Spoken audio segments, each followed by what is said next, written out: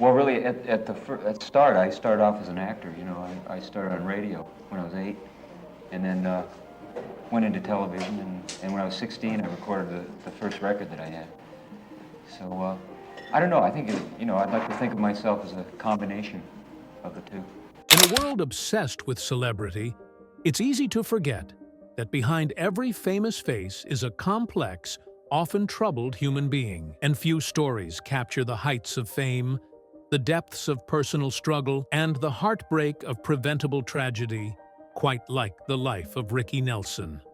Born Eric Hilliard Nelson on May 8, 1940, in Teaneck, New Jersey, Ricky entered the world already ensnared in the glow of the spotlight. The second son of entertainment icons, Ozzie and Harriet Nelson, Ricky's arrival wasn't just a family event.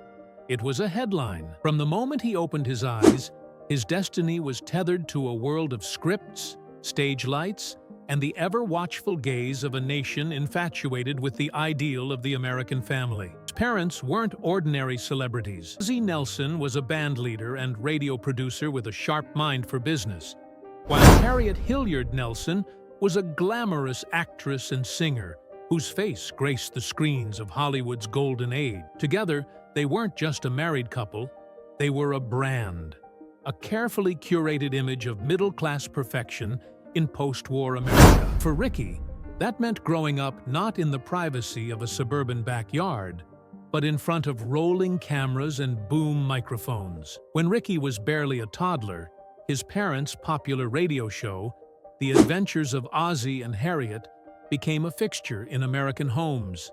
It wasn't long before Ozzie, always thinking strategically, realized that the public's fascination with their family could be amplified by including their real children in the act. Thus, both Ricky and his older brother David stepped into roles where they played themselves.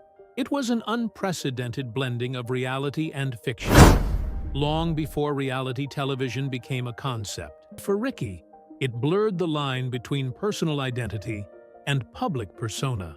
Imagine being a child where every holiday, every teenage heartbreak, and every awkward growth spurt was fodder for national entertainment. Ricky didn't get to make mistakes in private or discover himself in secret. Adolescence unfolded under the white-hot glare of studio lights as America watched him grow from a shy, soft-spoken boy into a handsome, brooding teenager. The pressure to maintain the polished image of the Nelson family ideal was immense. Behind the scenes, Ozzie controlled every aspect of their lives with near-military precision, writing scripts, directing episodes, and mapping out the boys' futures like a chess master moving pieces on a board. Despite, or perhaps because of, this pressure cooker environment, young Ricky found solace in one thing: music. While millions tuned in weekly to see what antics the Nelson family would get up to, Ricky was quietly falling in love with the rebellious rhythms of early rock and roll, listening to the likes of Elvis Presley and Carl Perkins on the radio. Dreaming of a life that wasn't scripted, it was this secret passion that would eventually catapult him from a television novelty to a bona fide teenage idol, a star in his own right, forever chasing a spotlight that was both a blessing and a curse. The Adventures of Ozzie and Harriet wasn't just another sitcom. It was a cultural touchstone. Premiering on television in 1952 after a successful radio run, the show offered audiences an idealized, wholesome glimpse into American family life during the post-war boom. In an era where conformity was king and television reflected the values of suburban bliss, the Nelsons were the gold standard. Week after week, viewers felt like welcomed guests inside the Nelson household, following Ozzie's gentle fatherly wisdom, Harriet's nurturing grace, and the light-hearted adventures of their two sons, David and Ricky. But even within this carefully orchestrated world of televised perfection, Ricky Nelson stood out. Where David was the clean-cut, dependable older brother, Ricky had an effortless, magnetic presence. He wasn't just reciting lines. He seemed to embody the hopes and anxieties of a generation of teenagers coming of age in the 1950s. Shy half-smile, wavy dark hair, and laid-back charm made him instantly relatable to young audiences, especially teenage girls who saw in Ricky a safe, daydream-worthy heartthrob. By the mid-1950s, Ricky had become more than just a supporting character on his parents' show. His natural charisma and growing confidence in front of the camera turned him into a bona fide teen idol. Ricky wasn't content to simply follow the script his father had written. Beneath the polished exterior of a TV son was a restless spirit, captivated by the raw, rebellious energy of early rock and roll. Ricky admired artists like Elvis Presley, Gene Vincent, and Little Richard, musicians who were breaking the mold and speaking to the youth in a way no scripted show ever could. Eager to carve out his own identity, Ricky began incorporating music into The Adventures of Ozzie and Harriet. In a clever move that would change television history, the show began featuring Ricky performing songs, turning each episode into a platform for his budding music career. Audiences couldn't get enough. His 1957 debut single, I'm Walkin', recorded after a friend dared him to sing on the show, skyrocketed up the charts. Seemingly overnight, Ricky Nelson transformed from a TV actor into one of America's first crossover rock and roll stars, forever blurring the line between fiction, reality, and pop culture legend. In 1957, at just 17 years old, Ricky recorded his debut single, a cover of Fats Domino's I'm Walkin'. To everyone's surprise, and perhaps even his own, the song shot up the charts, marked the start of a dual career as both actor and musician, at a time when rock and roll was considered rebellious and dangerous by older generations. His clean-cut image made this bold new genre more palatable to mainstream America. Through his music, Ricky bridged the generational divide, introducing rock and roll to living rooms across the country via television appearances and chart-topping records. Hits like Hello Mary Lou, Travelin' Man, Poor Little Fool, and Lonesome Town cemented his place in music history. By the age of just 21, Ricky Nelson had achieved what most young performers could only dream of. Millions of records sold, a string of chart-topping hits like Poor Little Fool, Travelin' Man, and Hello Mary Lou, and legions of devoted fans. He was one of the most successful male solo artists of his generation. His boyish good looks and smooth vocals made him a fixture on both the airwaves and television screens. But as the 1960s dawned, the music world was undergoing a seismic transformation. The era of polite, parent-approved rock and roll heartthrobs was giving way to something wilder, more rebellious. The British invasion was in full swing, with the Beatles, the Rolling Stones, and The Who capturing the imaginations of young listeners. Psychedelic rock, folk protest songs, and the counterculture movement reshaped popular music's landscape almost overnight. Many of Ricky's contemporaries faded into obscurity, their clean-cut images rendered obsolete in a world craving revolution and authenticity. But Ricky Nelson wasn't one to cling desperately to the past. Beneath his television star image was a serious musician with deep respect for the craft. Rather than fight the tide, Ricky chose to evolve. Drawn to the rootsy, soul-bearing honesty of country music and folk rock, he began to carve out a new path. In the late 1960s, he formed the Stone Canyon Band, assembling a lineup of talented musicians who shared his vision of blending rock and roll swagger with the heartfelt storytelling of country. This bold pivot would position Ricky as one of the quiet pioneers of country rock, years before it would become mainstream. The band's 1972 live album, Ricky Nelson in Concert, The Troubadour, 1969, became a cult classic, showcasing his new sound and proving to skeptics that he was more than a teen idol clinging to faded glory. Songs like Garden Party, inspired by his experience of being booed at Madison Square Garden for not playing his old hits, became anthems of artistic independence and resilience, while bands like the Eagles and Poco would later reap commercial success from the genre Ricky helped shape, it was Nelson who quietly laid the groundwork. He showed that reinvention wasn't just possible, it was essential for survival. In a decade defined by cultural upheaval, Ricky Nelson proved that the boy next door could grow up, take risks, and still find his voice in a changing world. In 1972, he released Garden Party, a reflective anthem born from a humbling experience at Madison Square Garden. Audiences had come to hear his old hits, and when he dared play new material, he was booed. The song's defiant refrain, "You can't please everyone, so you've got to please yourself," became a rallying cry for artists asserting creative independence. Parallel to his music career, Ricky continued acting. His film debut came in Here Come the Nelsons, 1952, a light-hearted family comedy.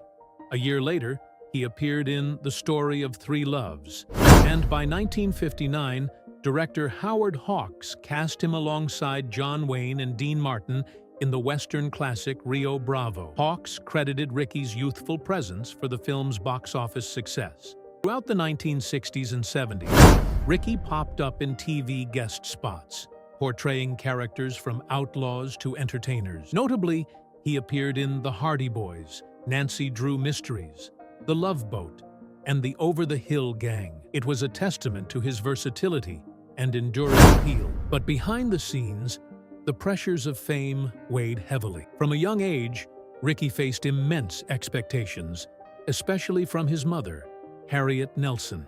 Protective to a fault, Harriet exercised significant control over his personal life. She disapproved of many of the young women Ricky dated, concerned they might derail his carefully curated image. Tension created an emotional struggle for Ricky, caught between personal desires and professional obligations. The conflict simmered for years, until he met a woman who earned Harriet's rare approval. Chris Harmon. Chris, the daughter of football legend Tom Harmon and 1940s actress Elise Knox, seemed the perfect match. Harmons and Nelsons had long been friends, and their 1963 wedding was a highly publicized event, seen as a union of two Hollywood dynasties. Ricky Nelson's personal life was just as eventful as his career. In 1963, he married Kristen Harmon, the daughter of football legend Tom Harmon and actress Elise Knox. The union of two famous families was a media sensation, and soon after, the couple began building a family of their own. Together, they had 4 children, each carving their own distinct path in the shadow of the Nelson name. Their firstborn, Tracy Nelson, inherited her father's expressive eyes and natural charisma. She stepped confidently into the world of acting, making her mark in both television and film. Perhaps most memorably, Tracy starred alongside Tom Bosley in the popular Father Dowling Mysteries, where she charmed audiences as the quick-witted Sister Steve. But beyond that, Tracy built a respectable career across decades, embracing both mainstream and independent projects, while quietly preserving the Nelson family's presence in Hollywood. Then came the twins, Gunnar and Matthew Nelson, born in 1967. With the unmistakable good looks and musical talent passed down from Ricky, the brothers were destined for the stage. In the 1980s, they formed the glam rock band Nelson, blending soaring harmonies with arena-ready guitar riffs. In 1990, they achieved the kind of success their father would have been proud of, topping the Billboard charts with Can't Live Without Your Love and Affection. Their success marked a rare third-generation accomplishment in American entertainment history, with the Nelson family claiming hits in radio, television, and modern rock. Youngest, Sam Hilliard Nelson, named after Ricky's father Ozzie, whose birth name was Oswald Hilliard Nelson, chose a different, quieter road. Eschewing the glare of Hollywood and the pressures of public life, Sam pursued a career in the arts, preferring the solitude of creativity over the spotlight. Though his name rarely made headlines, his presence remained a cherished part of the extended Nelson family legacy. A reminder that not every story needs to be lived on a stage. Yet, the picture-perfect family was far from ideal. Ricky toured extensively in the 1970s, Trying to reclaim his place in an ever-changing music landscape, Chris was left to manage the household alone. The distance between them grew, compounded by rumors of infidelity, career frustrations, and personal demons. The strain proved too great. By the late 1970s, their marriage was unraveling. The divorce, finalized in 1982 after a grueling legal battle, marked the end of a two-decade union. Emotionally taxing, both parents remained devoted to their children. Ricky's later music reflected his personal struggles, tinged with melancholy and introspection. His final years were marked by an unrelenting desire to create, to tour, and to stay connected to the stage, even as fame's glow dimmed. Then came December 31st, 1985. Ricky Nelson, his fiancée Helen Blair, and 5 members of his band boarded a small, aging Douglas DC-3 aircraft en route to a New Year's Eve concert in Dallas, Texas. What should have been a routine flight ended in unspeakable tragedy. Somewhere over Texas, the plane caught fire mid-air. The 2 pilots survived after escaping through cockpit windows upon crash landing near DeKalb, Texas. But Ricky, Helen, and the rest of the passengers perished. The immediate aftermath was clouded in speculation. Tabloids rushed to claim that freebasing cocaine had caused the fire, pointing to rumors of drug paraphernalia on board. Though no drugs were found in Ricky's system, the damaging narrative took hold. Official National Transportation Safety Board (NTSB) report was vague. It concluded the fire started in the cabin but failed to identify a cause. For decades, the mystery endured, but behind closed doors, aviation experts, forensic analysts, and investigative journalists refused to let the case go cold. Over time, a clearer and far darker truth emerged. The aircraft, a relic from World War II, was woefully neglected. Maintenance records revealed repeated issues with the plane's heater system, long known to be faulty. Complaints about smoke and fumes on earlier flights had been ignored. Shift repairs had turned a minor issue into a deadly one. Positioned beneath the cabin floorboards and dangerously close to flammable materials, the faulty heater ignited mid-flight. Toxic smoke rapidly filled the cabin. Without proper fire suppression equipment or fire retardant materials, the passengers had no chance. Forensic reports suggested Ricky and the others succumbed to smoke inhalation before impact. 2 pilots, separated by the cockpit's fireproof bulkhead, survived with minor injuries. The final, chilling truth? This tragedy was entirely preventable. Negligence, corner cutting, and willful disregard for safety protocols had turned a routine flight into a death sentence. The mystery of Ricky Nelson's death was eventually unraveled, but what it revealed brought little peace. Official investigations confirmed that the fire that claimed Ricky's life aboard a DC-3 on New Year's Eve, 1985, wasn't sparked by drugs, as sensational headlines had cruelly speculated in the immediate aftermath. Instead, it was traced to a faulty cabin heater, aging, poorly maintained piece of equipment on a vintage aircraft ill-suited for modern travel. Ricky Nelson, a man who had spent his entire life navigating the pressures of public scrutiny with quiet dignity, was undone not by scandal, but by sheer negligence. News devastated his fans and infuriated those closest to him. For his family, the grief was compounded by the injustice of a preventable tragedy. Ricky's children, already burdened with the complexities of growing up in a famous household, now faced a sudden, cruel loss in the harsh glare of the media. Colleagues and friends mourned not just a gifted artist, but a kind, gentle soul, whose career had been defined by quiet resilience and artistic integrity.